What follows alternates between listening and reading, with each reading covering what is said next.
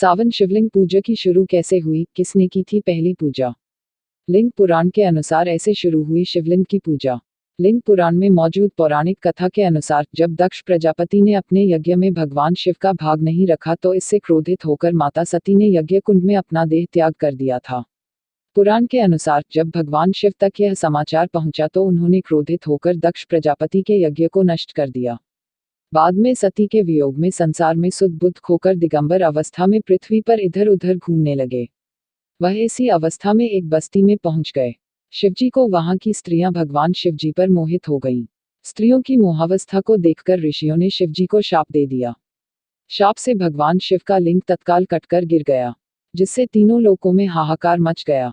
सभी देवता और ऋषि मुनि व्याकुल होकर ब्रह्मा जी की शरण में गए। ब्रह्मा जी ने अपने योगबल से पूरी घटना को जान लिया और वह समस्त देवताओं और ऋषियों के साथ शिवजी के पास पहुंचे। ब्रह्मा जी ने शिवजी से प्रार्थना करते हुए कहा कि आप अपने लिंग को पुनः धारण कीजिए वरना तीनों लोक नष्ट हो जाएंगे।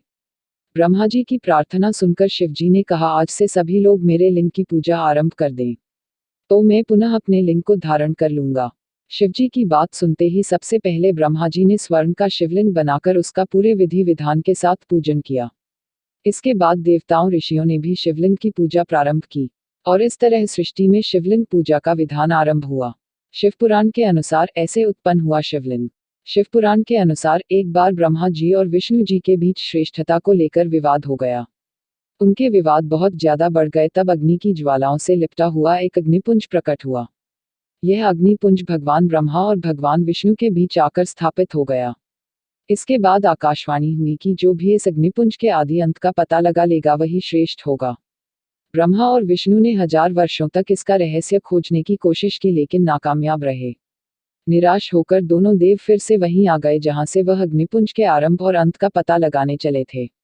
वहां आने पर उन्हें ओम की ध्वनि सुनाई दी और परब्रह्म रूप में भगवान शिव प्रकट हुए। इन्होंने अग्निपुंज का भेद बताया और ब्रह्मा विष्णु ने इनके अग्निपुंज को प्रणाम किया। ब्रह्मा विष्णु की प्रार्थना पर वह अग्निपुंज एक लिंग रूप में परिवर्तित हो गया जिसकी ब्रह्मा और विष्णु ने पूजा की। इसके बाद से सृष्टि में शिवलिंग पूजन का विधान आरंभ हुआ।